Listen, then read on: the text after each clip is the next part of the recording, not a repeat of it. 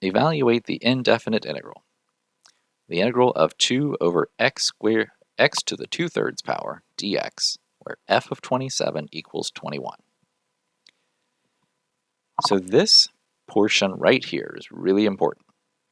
This is what's known as an initial value.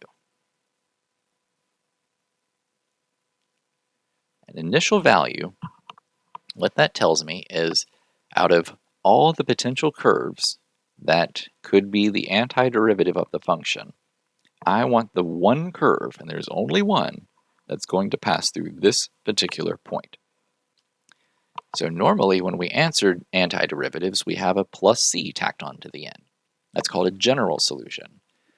When we have an initial value, we can solve for that plus c and get a particular solution passing through a specific point. So my initial value, I have an x, so this is f of x equals y. That's how the rule is stated for how relations work.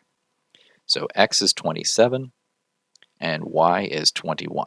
So I'm looking for the one curve that passes through this particular point. So the first step in the process is to get the general solution. So just solve the antiderivative as is. So that would look like well, let's rewrite this. So the integral, 2 times the integral of x to the negative 2/3 power. And that makes it a little bit easier to get set up with the power rule. The power rule says to add 1 to your exponent. So if I add 1 to negative 2/3, I need to do negative 2/3 plus 3/3. So negative 2/3 plus 3/3 is positive 1/3. Then I divide by 1/3. Now, 2 over 1/3 is the same thing as 2 times 3, which is 6. So I have 6x to the 1/3 power plus c. This right here is what's known as my general solution to this differential equation.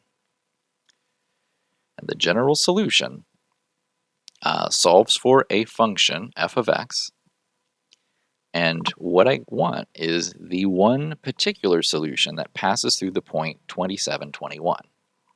So if I take my function f that I just solved, let x be 27, then that means I would have 6 times 27 to the 1/3 power plus c.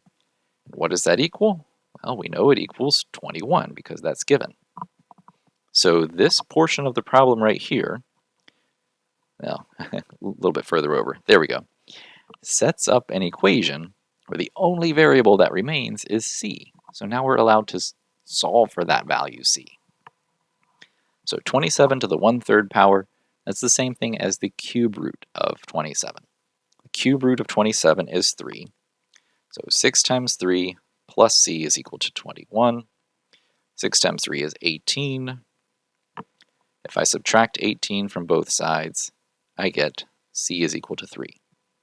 So what that means is my function f looks like 6x to the 1/3 power plus 3, and that now is my particular solution. Solving for particular solutions is an essential skill in antiderivatives.